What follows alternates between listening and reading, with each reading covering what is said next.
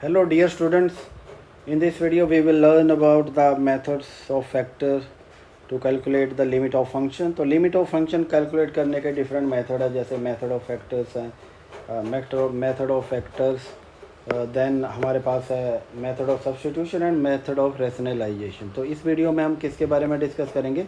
ये method of substitution methods of factors के बारे में बात करेंगे। तो मेथड ऑफ फैक्टर में क्या होता है, इंपॉर्टेंट चीज़ आपको ध्यान में रखनी है। फैक्टराइज द न्यूमरेटर और डिनोमिनेटर। आपके पास जो भी फैक्टर्स, जो भी न्यूमरेटर डिनोमिनेटर हो, उनको फैक्टराइज करना है। ओके, देन जो कॉमन फैक्टर होते हैं उनको कैंसिल करना है और देन वे एक्स का वैल्यू सब्स्टिट्यूट करना है। ये तीन चीज़ें आपको ध्यान रखनी है, ठीक है।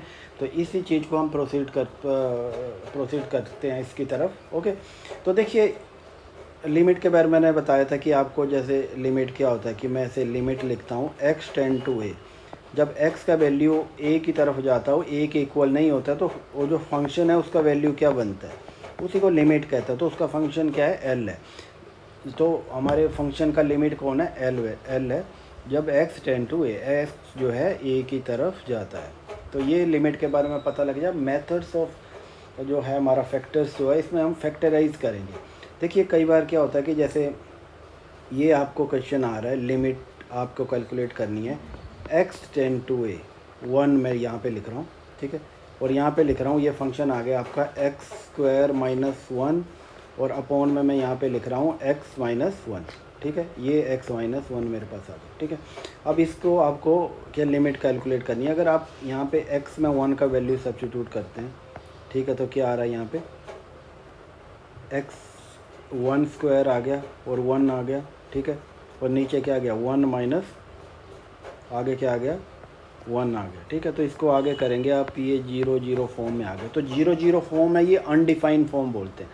या फिर आपका इन्फिनिटी अपॉन इन्फिनिटी आ रहा है या इन्फिनिटी आ रहा है, तो इस फॉर्म में कोई भी चीज़ आती है तो that is known as undefined form. तो इसको अनडिफाइंड बोलते हैं क्योंकि इसमें हम आगे फिर कोई कैलकुलेशन नहीं कर पा रहे हैं, ठीक है। तो इस तरह कोई भी लिमिट एग्जिस्ट नहीं कर रहा है। तो हमें क्या करना है, इसका लिमिट पता करने के लिए हमें इसको फैक्टराइज करना है। तो यहाँ पे देखिए आप कि ये जो हमारे पास दिया हुआ है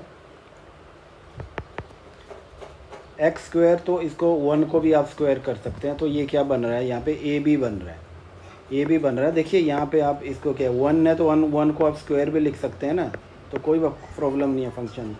तो देखिए इसमें फिर कौन सा फॉर्मूला लगेगा, इसमें a क्या है, a का वैल्यू मैं इसमें x लिख रहा हूँ और b का वैल्यू 1 लिख रहा हूँ। तो ये हमें एक आइडेंटिटी बन रहा है। तो ये क्या बन गया, a square minus B square.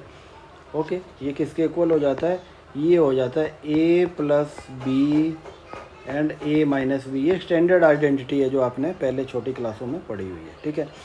तो आप इस फंक्शन को इस फॉर्म में कन्वर्ट कर सकते हैं। इसको मैं सिंप्लीफाई करता हूँ इस फंक्शन को। तो मैं लिमिट लिख रहा हूँ x टेंड टू 1 में लिख रहा हूँ वैसे ही। तो ये x स्क्वायर माइनस 1 क्या हो गया हमारे पास, ये हो जाएगा x plus 1, okay, and x minus 1, ये हो गया मेरे पास। अब मैं यहाँ पे अपॉन में लिख रहा हूँ, अपॉन में ऑलरेडी हमारे पास x माइनस 1 ऑलरेडी दिया हुआ। तो देखिए जो मैंने बताया था कि हमने फैक्टराइज कर लिया है। अब जो कॉमन फैक्टर आ रहे हैं उनको हमें कैंसिल करना है। तो ये x माइनस 1 और x माइनस 1 ये दोनों कैंसिल हो गए।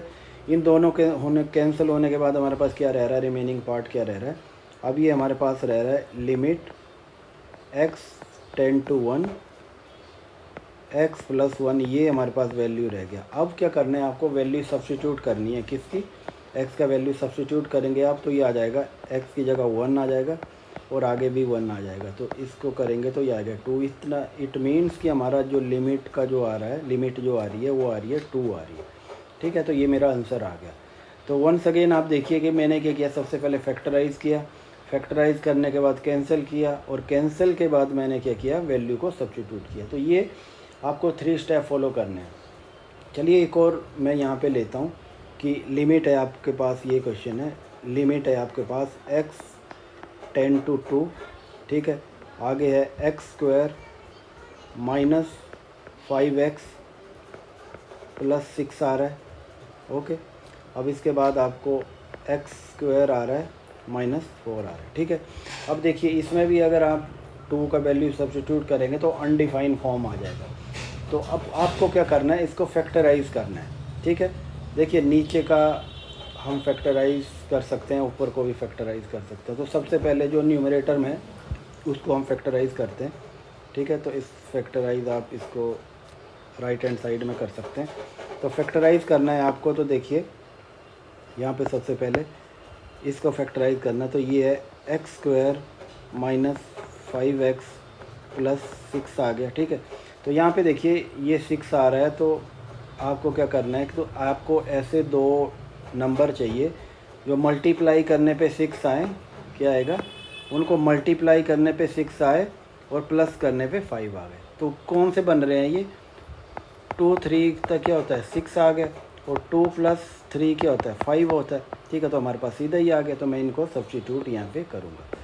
तो इसको मैं यहाँ से लिख रहा हूँ एक्स स्क्वायर लिख रहा हूँ, ठीक है, बाहर माइनस लिख रहा हूँ, नीचे 2x प्लस 3x मैंने लिख दिया, ठीक है, और आगे मैंने 6 कर दिया। इसको इनको सिंप्लीफाई कर रहा हूँ मैं, ये आएगा x square minus 2x minus 3x और ये प्लस 6 आ गया, ठीक है। इनका कॉमन लूँगा, यहाँ पे मैं x कॉमन ले लेता हूँ। x लेने के बाद एक x मेरा अंदर रह गया और एक आगे यहाँ पे 2 आ गया, ठीक है। और आगे मैं क्या ले रहा हूँ, आगे 3x और ये है, तो मैं माइनस को बाहर ले रहा हूँ, -3 को मैं बाहर ले रहा हूँ। 3 मैंने ले लिया और अंदर मैंने क्या कर दिया, x कर दिया और आगे -2 कर दिया, ठीक है।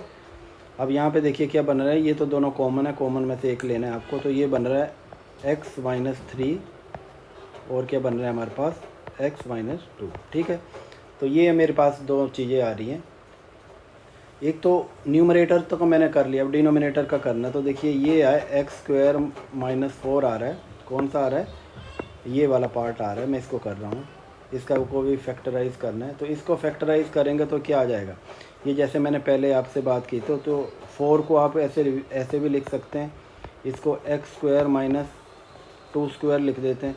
तो ये किसके इक्वल हो जाएगा, जैसे मैंने आपको बताया था पहले कि A square minus B square equal to A minus B और ए प्लस बी, इसके इक्वल हो गए। तो मैंने इसी को सिंप्लीफाई करूँगा, तो ये आ जाएगा मेरे पास x -2, ओके, और आ जाएगा हमारे पास x +2, ठीक है। अब ये आ गए, एक मेरे पास ये आया था और एक ये आ गया, ठीक है। हम इन दोनों को सब्स्टिट्यूट करेंगे यहाँ पे। इन दोनों को सब्स्टिट्यूट करने के बाद आपके पास आ जाएगा, ये मैं लिमिट लिख रहा हूँ यहाँ पे, x टेंड टू 2 लिख रहा हूँ। ऊपर क्या आएगा हमारे पास, न्यूमरेटर में हमारे पास आया था x -3 और आगे क्या आया था x -2, ओके, और अपॉन में आएगा हमारे पास x -2 और फिर x +2। यहाँ पे देखिए कॉमन फैक्टर है, उनको हम कैंसिल कर देंगे। कॉमन फैक्टर कौन से आ रहे हैं, यहाँ पे कॉमन फैक्टर आ रहे हैं x -2 और x -2, तो ये कैंसिल हो गए हमारे। अब कैंसिल हो गए तो रिमेनिंग पार्ट कौन सा है हमारा, तो इसको मैं फिर लिखूँगा यहाँ पे, limit x tend to 2 x -3 upon x +2। अब हम x का वैल्यू सब्स्टिट्यूट करेंगे। जो x का वैल्यू क्या है हमारे पास, x का वैल्यू 2 है और ये -3 मैं यहाँ पे लिख रहा हूँ और यहाँ पे 2 लिख रहा हूँ और यहाँ पे 2 लिख रहा हूँ। तो ये करने के बाद क्या आ गया, ऊपर आ गया हमारे पास -1 और नीचे क्या आ गया हमारे पास 4। तो ये मेरी क्या आ गई, ये लिमिट आ गई हमारी, ठीक है, इस फंक्शन की। तो इसको भी मैंने सिंपल तरीके से किया कि कैसे मैंने पहले फैक्टराइज किया, ओके, उसके बाद मैंने कैंसिल किया कॉमन फैक्टर को, देन उसके बाद मैंने वैल्यू सब्स्टिट्यूट की, ठीक है। ये मेरे दो एग्जांपल हो गए। अब मैं एक और एग्जांपल आपको बताता हूँ। देखिए आपके पास फॉर एग्जांपल ये लिमिट है x टेंड टू 3, x 3 की तरफ जा रहा है पर 3 नहीं हो रहा है, उसके क्लोज है। तो ये x³ और ये 27 आ गया, ओके, और नीचे आ गया x -3। देखिए जो न्यूमरेटर है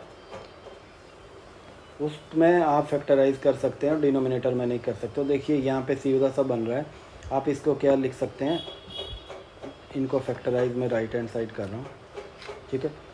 यहाँ पे देखिए अगर आप x³ -27 है, आप इसको ऐसे भी लिख सकते हैं x³ और 3³ सेम ही आंसर आ रहा है, ठीक है। तो ये क्या बन रहा है हमारा, ये फंक्शन बन रहा है, ये ए क्यूब और बी क्यूब बन रहा है। तो ये किसके इक्वल होता है, ए माइनस बी और A square plus A B plus B square बन रहा है। ठीक है, अब इसको मैं सब्स्टिट्यूट करूँगा तो ये इनको वैल्यू बनाऊँगा तो ये कैसे बन जाएंगे हमारे, ये बन जाएगा X minus 3, okay, then X square plus 2x, क्योंकि ए बी बन रहा है ना, फिर प्लस बी क्या है हमारे पास 3 है तो ये बन रहा है। ठीक है, तो इसको मैं यहाँ पे लिख देता हूँ फिर से, ये आ गया मेरे पास लिमिट x टेंड टू 3, और इसको मैं लिखूँगा ऐसे x माइनस 3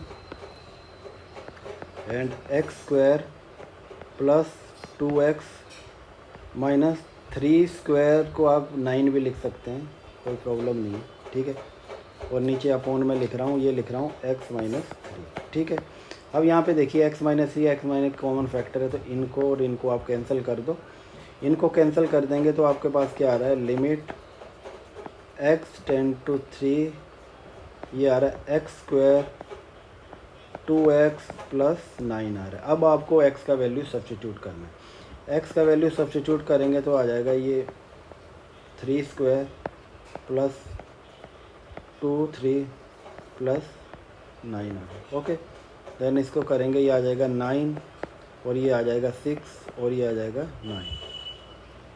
अब इसको करेंगे,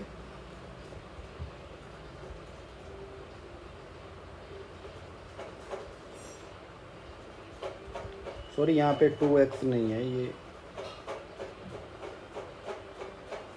मैंने थोड़ा सा कंफ्यूज कर दिया, यहाँ पे 3 था, ये हमारा 3 है, ये 3, यहाँ पे 3, यहाँ पे 3, तो 3 3 दा क्या हो जाएगा, 3 3 दा 9 हो जाएगा। यहाँ मैंने थोड़ा सा कैलकुलेशन में गड़बड़ी कर दी थी, तो देखिए